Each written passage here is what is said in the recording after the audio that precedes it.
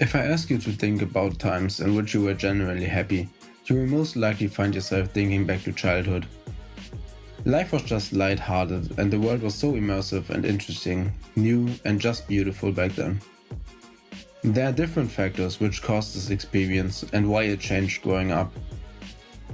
I really like to compare life to video games sometimes, and you can just imagine how when you were a child, you started with basically zero experience. Genetics gave you some basic instructions on how to gain experience, but everything you did was new and promised an increase in abilities.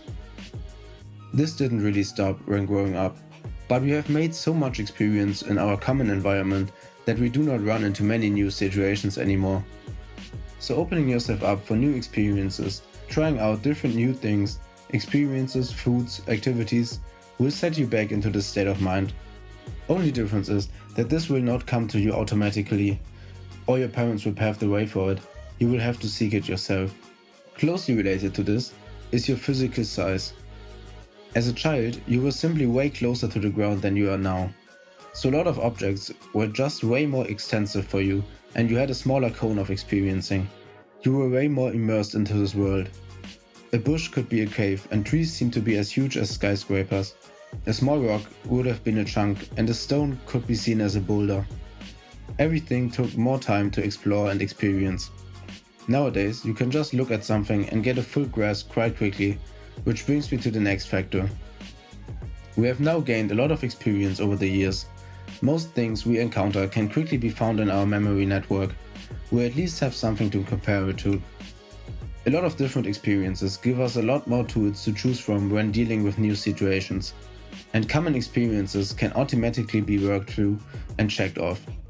I believe that for most people who are coming of age at this time, childhood still was before digital stimulation became extremely common, and daily activities consisted way more of opening yourself up for the world around you and gaining new creative ideas through being bored. The last two factors really prompt a way of regaining this magical perspective. It could be observed that the way information is processed in the brain changes when growing up. We go from living in the moment and not thinking about consequences or the future, to integrating our experience more in the light of our memory network and our expected consequences. This is why teenagers in puberty are often seen as irresponsible and antisocial. It is theorized that this was important, evolutionarily speaking, to be opposing at first and then readapting to social groups when coming of age. It will lead to splitting from one group and finding another to ensure healthy survival of one's genes.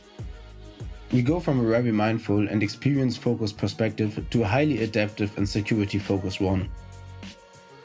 The very last factor, which isn't really connected to growing up, but definitely needs to be mentioned here, is the fact that humans tend to euphemize our memories. Because a lot of the negative aspects about experiences are becoming less emotionally available. For example, when I think back to the time I traveled to Thailand during COVID, it is mostly an intensely epic and beautiful memory of the time. But what is missing from this memory is the fact that my mental illness was peaking at the time and I was having a lot of panic attacks. I can consciously remember them, but they do not have the emotional power anymore. If you are aware about the fact that your memories are just idealized versions of what your experience really was like, you can try to catch current examples.